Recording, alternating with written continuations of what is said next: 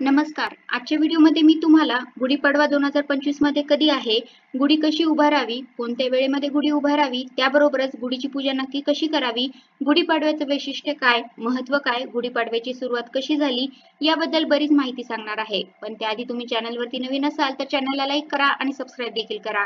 कमेंटमध्ये श्री स्वामी समर्थ लिहायला विसरू नका. हिंदू नववर्षाची सुरुवात ज्या दिवसाने होते तो दिवस म्हणजे गुढीपाडवा. तर लवकरच आपलं मराठी नवीन वर्ष सुरू होते. त्यामुळे येणाऱ्या नवीन वर्षाच्या तुम्हा सर्वांना खूप साऱ्या शुभेच्छा. दरवर्षी चैत्र महिन्यातील शुक्ल पक्षातील प्रतिपदेला गुढीपाडवा साजरा केला जातो. आपल्या हिंदू नवीन वर्षातील पहिला सण म्हणजे गुढीपाडवा आणि आपल्या हिंदू धर्मामध्ये गुढीपाडव्याला विशेष महत्त्व आहे. नववर्षाचं स्वागत म्हणून गुढीपाडव्याच्या दिवशी गुढी उभारली जाते. या दिवशी गुढी उभारण्याचे महत्त्व सर्वश्रेष्ठ आहे. या गुढीला ब्रह्मध्वज असंही म्हणतात. या दिवसाचं आयुर्वेदिक पण खूप महत्त्व आहे. त्यामुळे कडुलिंबाच्या पानांचा उपयोग सुद्धा या दिवशी केला जातो. यावर्षी रविवार दिनांक 30 मार्च 2025 रोजी गुढीपाडवा हा सण साजरा केला जाणार आहे. हिंदू दिनदर्शिकेनुसार हा दिवस चैत्र महिन्याच्या शुक्ल पक्षातील प्रतिपदा तिथीला येतो, ज्याला नवसंवत्सर म्हणूनही ओळखले जाते. तसेच हा दिवस वसंत ऋतूची सुरुवात आहे आणि कापणीचा सण म्हणूनही ओळखतात. असं म्हटलं जातं की गुढीपाडव्याच्या दिवशीच ब्रह्मदेवाने सृष्टीची निर्मिती केली आणि कालगणनेची सुरुवात पण ह्या पाडव्यापासून झालेली आहे. आणि म्हणूनच गुढीपाडवा हा 3.5 मुहूर्तांपैकी पहिला सर्वश्रेष्ठ मुहूर्त मानला जातो.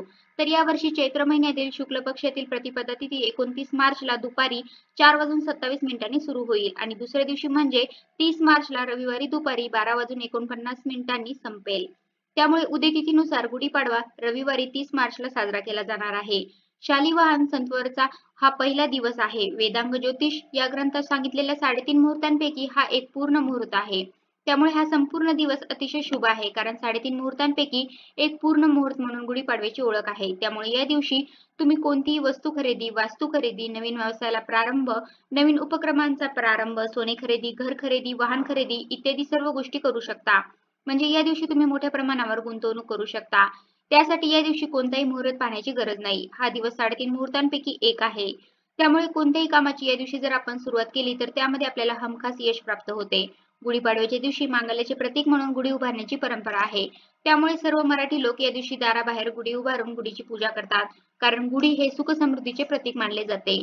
घरासमोर गुढी उभारणे हे आशा, आनंद, वैभव, विजयाचा उत्सव आणि सुख समृद्धीचे प्रतीक आहे. गुढीपाडव्याच्या शब्दशः अर्थ गुढी म्हणजे ध्वज आणि पाडव्याला प्रतिपदा तिथी म्हणतात. तर गुढीपाडव्याच्या दिवशी सकाळी लवकर ब्रह्ममुहूर्तावर उठावे.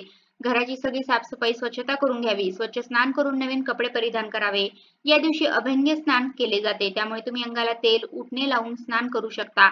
त्यानंतर दारासमोर गुढी उभारावी. छान अशी रांगोळी काढावी. रोजची देवपूजा करून घ्यावी. देवांना सुद्धा या दिवशी फुलांनी सजवावे.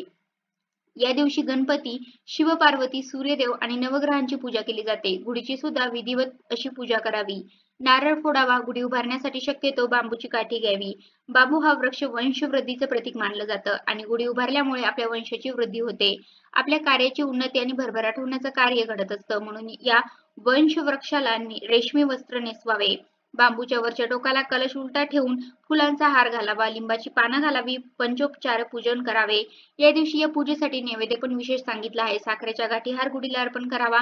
या नैवेद्यामध्ये हरभऱ्याची भिजवलेली डाळ, गूळ आणि कडुलिंबाची छोटी छोटी पांढरी फुले हे सर्व मिक्स करून याचा गुढीला नैवेद्य दाखवला जातो.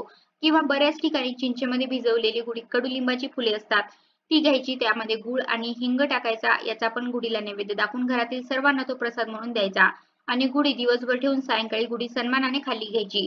अशा प्रकारे अगदी आनंदाने आपल्याला गुढीचं पूजन करायचं आहे. या गुढीच्या पूजनाने आपल्या आयुष्यातील ज्या काही अडचणी आहेत त्या दूर व्हाव्यात आणि आपल्याला सौख्य आणि आनंद प्राप्त व्हावा अशी प्रार्थना करावी. या दिवशी खास करून अनेक लोक पुरणपोळी बनवतात, श्रीखंडपुरीचा बेत करतात.